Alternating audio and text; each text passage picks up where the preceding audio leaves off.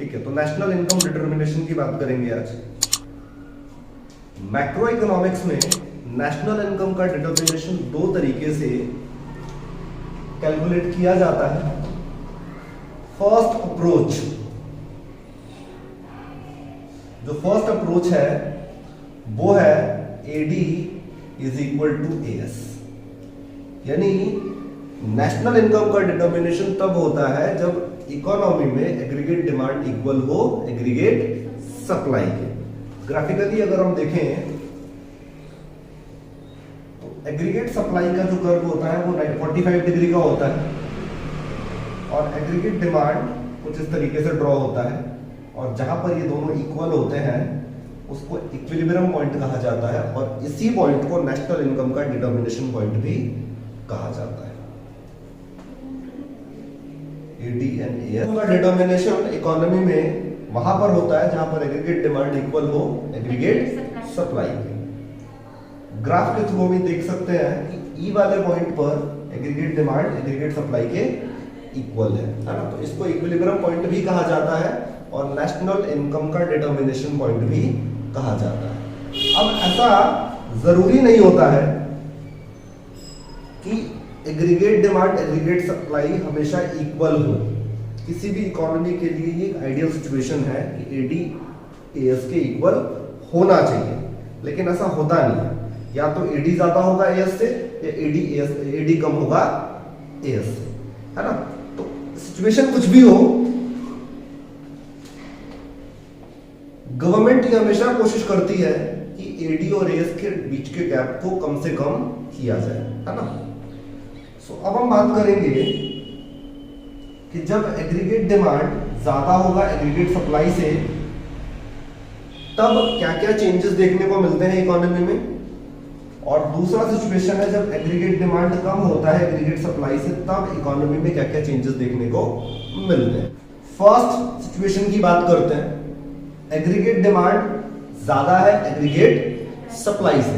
Aggregate demand का मतलब क्या होता है, जो total overall goods and services की डिमांड है, लोग डिमांड कितना कर रहे हैं इकोनॉमी में, और एग्रीगेट सप्लाई का मतलब गुड्स एंड सर्विसेज का सप्लाई कितना हो रहा है।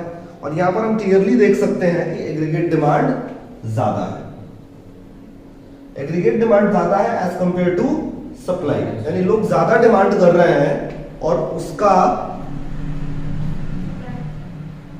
उसके कंपैरिजन में एग्रीगेट सप्लाई क्या है, कम है। तो यहां पर क्या क्या चेंजेस देखने को मिलते हैं, जो सप्लायर है वो लोगों की डिमांड को पूरा नहीं कर पाता है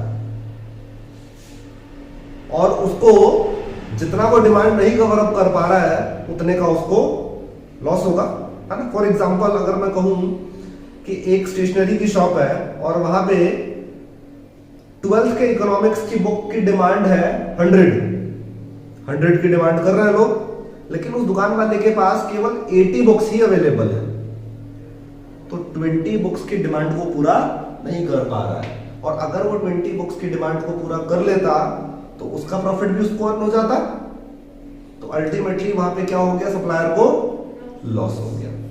तो इस सिचुएशन से डील करने के लिए जो सप्लायर है वो इन फ्यूचर अपने सप्लाई को इंक्रीज करने का प्लान करता है, और इन फ्यूचर वो सप्लाई को इंक्रीज करेगा और इस तरीके से इंक्रीज करेगा कि वो एग्रीगेट डिमांड के इक्वल हो जाए।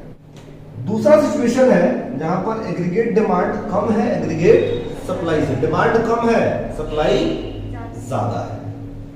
फिर से इसको एग्जांपल से समझते हैं। डिमांड 80 बुक्स की है और शॉपकीपर के पास 100 बुक्स अवेलेबल है, तो 20 बुक्स तो अनसोल्ड रह गया ना उसके पास।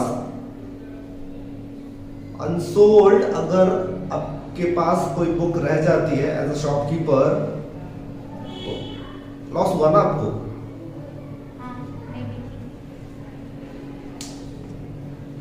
अगर गुड्स अनसोल्ड रह गया आपके पास तो आपको उस सिचुएशन में भी लॉस होता है, आपका सामान नहीं बिक रहा है ना, और नहीं बिक रहा है तो आप हो सकता है पॉसिबिलिटी है कि वो सामान रखे रखे खराब भी हो जाए।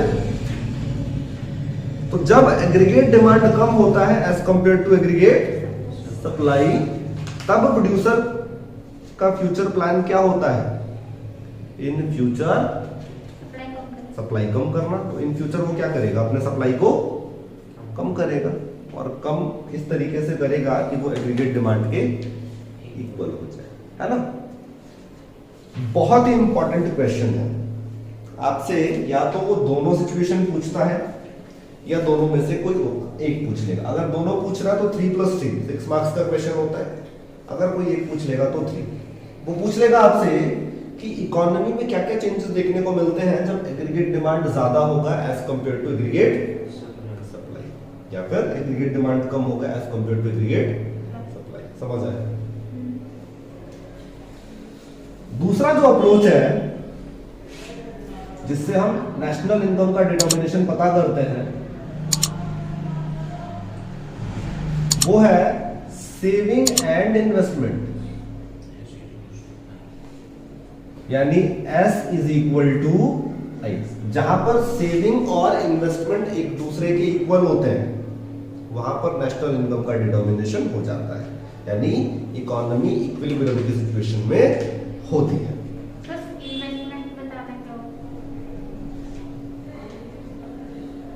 सेविंग का वो हिस्सा जो आपने इन्वेस्ट कर दिया to generate further income, that is investment. नहीं, आपकी इनकम 100 रुपीज है, 50 आपने कंज्यूम कर लिया और 50 आपने सेव कर लिया। जो आपने 50 सेव किया हुआ है उसका 30 क्या करोगे आप, हो सकता है अपने पास रखो या कहीं और इन्वेस्ट कर दो सो दैट और इनकम जनरेट हो, है ना। तो सेविंग का वो हिस्सा जो फर्दर इनकम जनरेट करने के पर्पज से क्या कर लिया जाता है, इन्वेस्ट कर दिया जाता है, that is investment. Saving is equal to I, यानी S is equal to I। Graphically अगर हम देखें,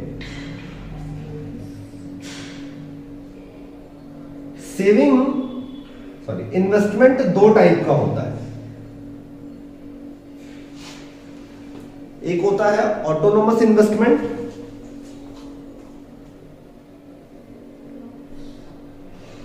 एक होता है ऑटोनोमस इन्वेस्टमेंट और एक होता है इंड्यूस इन्वेस्टमेंट। ऑटोनोमस इन्वेस्टमेंट उस इन्वेस्टमेंट को कहा जाता है जो इनकम के हर लेवल पे सेम ही रहेगा, यानी आपकी इनकम अगर 100 रुपीज है तब भी आप 20 रुपीज इन्वेस्ट करोगे, 200 इनकम हो जाती है तब भी आप 20 रुपीज इन्वेस्टमेंट करोगे, 300 हो जाता है तब भी आप 20 रुपीज इन्वेस्टमेंट करोगे। यानी वो इन्वेस्टमेंट जो इनकम में चेंज होने से अफेक्ट नहीं होता है, उस इन्वेस्टमेंट को ऑटोनोमस इन्वेस्टमेंट कहा जाता है। और दूसरा इन्वेस्टमेंट है इंड्यूस इन्वेस्टमेंट, जो इनकम के साथ साथ इंक्रीज होता रहता है। जैसे जैसे इनकम बढ़ेगी आपकी, आपका ये इन्वेस्टमेंट भी बढ़ता जाएगा। तो यहां पर हम बात करने वाले हैं ऑटोनोमस इन्वेस्टमेंट। ऑटोनोमस इन्वेस्टमेंट इस तरीके से पैरेलल ड्रॉ होता है, क्योंकि इनकम के हर लेवल पे क्या रहेगा, ये सेम आपका इनकम कुछ भी हो। और सेविंग कर्व हमें पता है नेगेटिव से ड्रॉ होता है। तो जहां पर सेविंग और इन्वेस्टमेंट इक्वल हो जाएंगे उस वाले पॉइंट को नेशनल इनकम का डिटर्मिनेशन वाला पॉइंट कहा जाएगा, यानी इक्विलिब्रियम पॉइंट कहेंगे। और यहीं पर नेशनल इनकम का डिटर्मिनेशन हो जाता है। कंसेप्चुअली अगर हम देखें तो जहां पर AD और S बराबर होते हैं ना, वहीं पर S और I इक्वल होते हैं। अगर मैं इसी के ऊपर AD और S का ग्राफ कर दूं क्रिएट, तो ये एग्रीगेट सप्लाई कर्व हो जाता है और ये आपका हो जाता है फॉर एग्जांपल ये AD।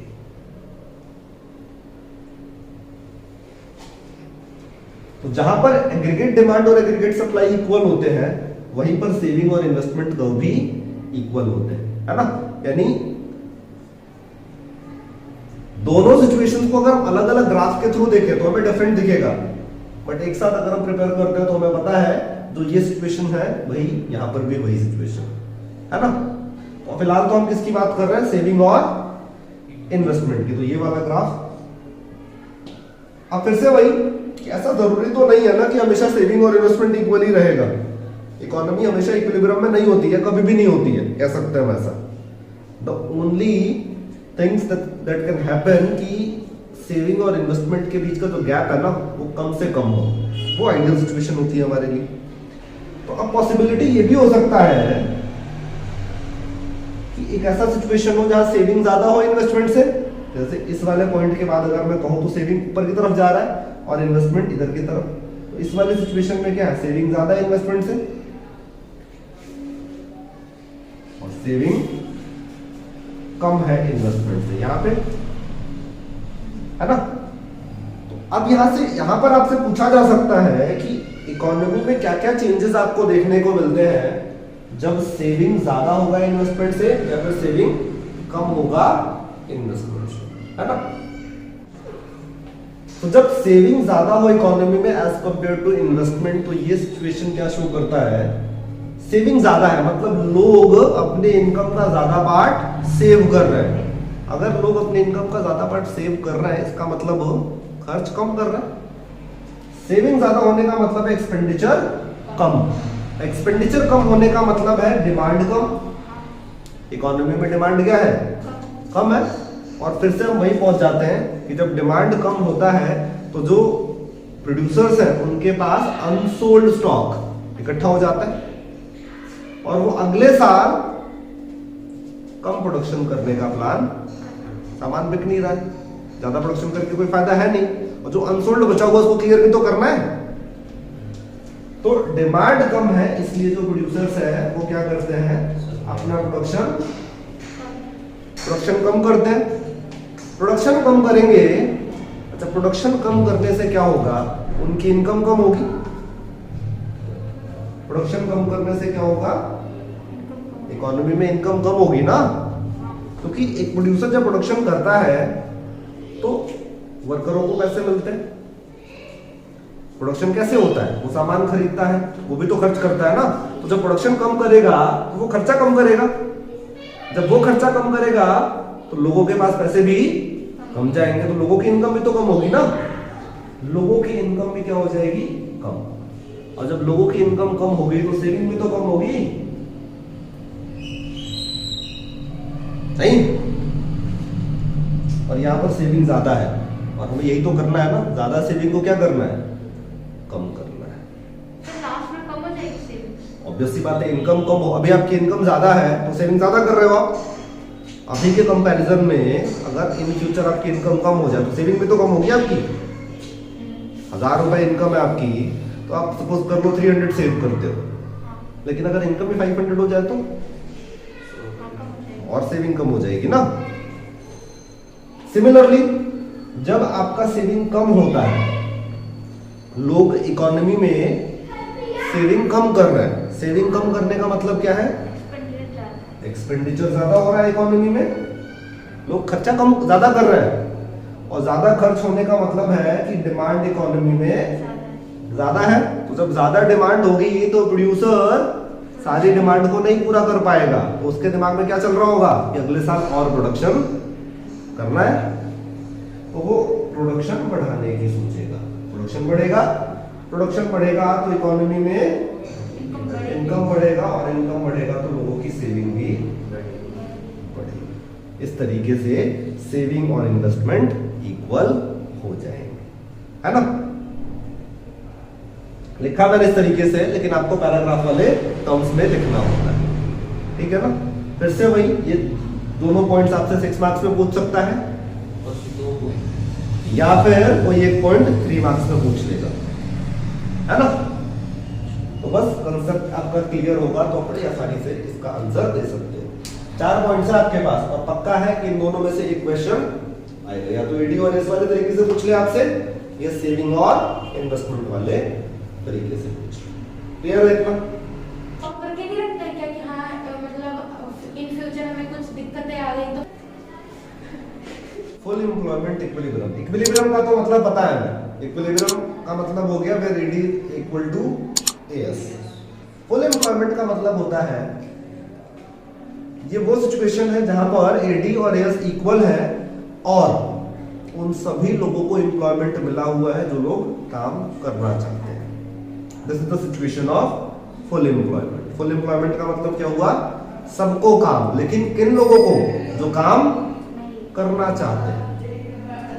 ऐसे बहुत से लोग हैं जिनको काम मिलता है बट वो नहीं करना चाहते हैं, उनको अगर हम हटा दें और उन सभी लोगों को इंक्लूड कर ले जो काम करना चाहते हैं और काम मिल भी गया उनको, तो हम कहेंगे इकोनॉमी में फुल एम्प्लॉयमेंट की सिचुएशन है। तो फुल एम्प्लॉयमेंट की सिचुएशन है और वहां पर एडी और एस भी क्या है, इक्वल, तो हम कहेंगे फुल एम्प्लॉयमेंट इक्विलिब्रियम। एडी और S are equal to each other, ये फुल एम्प्लॉयमेंट लेवल है आपका, जहां पर एडी और एस इक्वल, एक दूसरे के इक्वल है। लेकिन अगर इससे पहले आपका एडी और एस इक्वल हो जाता है, फुल एम्प्लॉयमेंट से पहले ही, यानी 100 सपोज 100 लोग हैं जिनको एम्प्लॉयमेंट की जरूरत है, लेकिन उनमें से आपने 70 लोगों को एम्प्लॉयमेंट दे दिया। 30 लोग तो, जो 30 लोग हैं वो तो बेरोजगार है ना, लेकिन फिर भी इकोनॉमी में एडी एंड एस क्या है, इक्वल, यानी जितना डिमांड हो रहा है गुड्स एंड सर्विस का उतनी ही सप्लाई। एडी एंड एस इक्वल है लेकिन फुल एम्प्लॉयमेंट नहीं, तो उस सिचुएशन को हम क्या बोलेंगे, अंडर एम्प्लॉयमेंट। थर्ड सिनेरियो है over employment equilibrium. Over employment यानी जितने लोगों को एम्प्लॉयमेंट की जरूरत है, आपने उससे ज्यादा लोगों को एम्प्लॉयमेंट दे रखा है। हाँ, इसको छुपी हुई बेरोजगारी, डिस्गाइज्ड अनएम्प्लॉयमेंट बोलते हैं। यानी एडी एंड एस, देखो ये रहा, ये एडी एंड एस इक्वल है और फुल एम्प्लॉयमेंट लेवल है ना। इसको हम क्या बोल सकते हैं, यहां देख लेते हैं, इसको हम फुल एम्प्लॉयमेंट लेवल बोल सकते हैं। और ये कौन सा सिचुएशन हो गया, तो सर यहाँ पे भी तो सबको मतलब हमारी सप्लाई पूरी हो जा रही है, हो सकता है ना। इसे तो छिपी बेरोजगारी का डिस्गाइज्ड अनएम्प्लॉयमेंट बोलते हैं। जितने गुड्स एंड सर्विसेज की जरूरत है उतना गुड्स एंड सर्विस 10 लोग बना सकते हैं, लेकिन फिर भी एम्प्लॉयमेंट 15 लोगों को मिला हुआ है, यानी 5 लोग तो कोई कंट्रीब्यूशन नहीं दे रहा है ना। यानी इकोनॉमी में क्या सिचुएशन है, ओवर एम्प्लॉयमेंट की सिचुएशन है ना। तो फुल एम्प्लॉयमेंट लेवल ये है जहां पर एडी और एस इक्वल है ना, और एम्प्लॉयमेंट भी फुल है। लेकिन आपका एडी एंड एस कहां अचीव हो रहा है, यहां पे, यानी फुल एम्प्लॉयमेंट से ऊपर। जब इक्विलिब्रियम पॉइंट फुल एम्प्लॉयमेंट से ऊपर आएगा तो हम कहेंगे ओवर एम्प्लॉयमेंट है इकोनॉमी में। जब इक्विलिब्रियम फुल एम्प्लॉयमेंट से नीचे अचीव हो जाएगा तब हम कहेंगे अंडर एम्प्लॉयमेंट की सिचुएशन है ना। और जब जहां फुल एम्प्लॉयमेंट लेवल है, इक्विलिब्रियम वहीं अचीव होगा तो हम कहेंगे फुल एम्प्लॉयमेंट इक्विलिब्रियम की सिचुएशन है ना। अगर 15 लोग काम कर रहे हैं तो 15 लोगों को सैलरी नहीं मिल रही ना, बिल्कुल मिलेगी, तो सिर्फ बेरोजगार होते हैं, इनको तो पैसे मिल रहे हैं ना। अब मैं एक सेक्टर की बात नहीं कर रहा हूं, जैसे एग्रीकल्चर में होता है डिस्गाइज्ड अनएम्प्लॉयमेंट, तो वहां देखने को मिलता है ना। खेत में 4 लोगों की जरूरत है लेकिन 10 लोग हैं, वो कर तो अपना ही काम रहा है ना, सैलरी वैलरी की तो छोड़ दो, कर तो अपना काम रहा है लेकिन कोई कंट्रीब्यूशन नहीं दे रहा है। तो ओवर एम्प्लॉयमेंट तो वहां भी देखा जा सकता है ना। किसी कंपनी के पॉइंट ऑफ व्यू से मत देखो, ये आपका फुल एम्प्लॉयमेंट लेवल है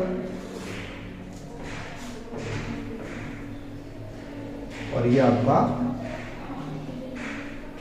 ओवर एम्प्लॉयमेंट लेवल है, यानी एडी एंड एएस यहां शो हो रहा है और यहां पे जीडीपी शो हो रहा है।